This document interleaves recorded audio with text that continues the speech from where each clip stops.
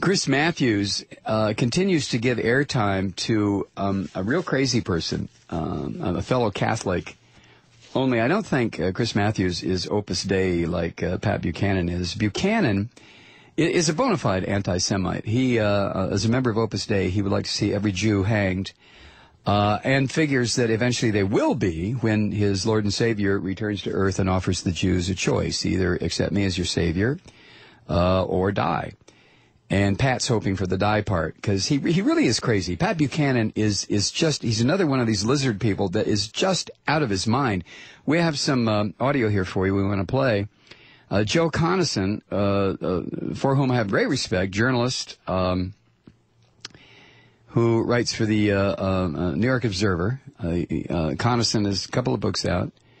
He's been a guest on this program, but not for a long time, since I very seldom do guests. But Conason and Buchanan were on Tweety Bird's program on Monday, discussing the downfall and sudden nuttiness of this leaderless, rudderless, crazed Republican Party. As you listen to this, compare and contrast how calm and measured Joe Conason sounds compared to the ravings of this crazy man, Pat Buchanan, as they discuss the batty birthers. Here's Joe Conason. The problem that the Republicans have is that the leadership of their party is not in Congress, although there are even 11 members of Congress who support or give some kind of support to this insane theory. It's that the leadership of their party is in talk radio. It's on the wilder reaches of the blogosphere. Those are the people who have put this forward, and the people who believe this in the Republican base don't really care what the politicians in their party are saying about it. They give a mealy-mouthed answer like Bob Corker's answer, well, I think so, but I'm sure glad to hear from the people who don't. They are listening to the people with conviction who are on talk radio who are saying, hey, Barack Obama is from another country, and you know why they're saying this, Chris. This isn't a way of trying to create fear of the other, fear of a black president. It's nothing new. It's an old story. It was, I think, unfortunately inevitable when we finally elected a black president, but that's where the problem lies. It lies in the weakness of the Republican leadership as it is, and in the strength of the crazy fringe that's in their media. Wait, stop. Okay, now in the background you could hear Pat Buchanan clearing his throat, and he gets all twitchy, and wants to jump in with an answer. So we're going to give him a chance here. It's Buchanan's turn now. Listen to this inane back and forth between Buchanan and Tweety Bird.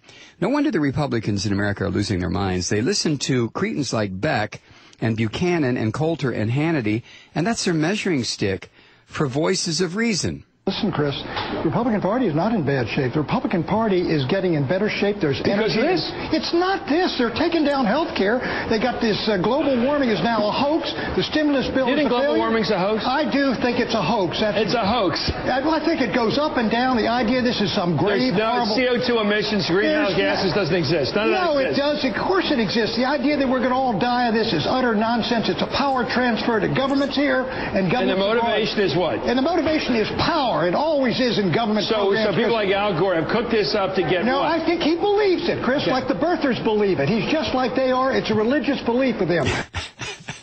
Jesus Christ. Truly, Pat Buchanan and Lou Dobbs, they both remind me of that line from Ventura Highway, lizards in the air. Giant lizards in the air. Remember that line? Ventura Highway in the doo-doo, where the nights are longer than doo-doo. Yeah, you know what show I'm talking about.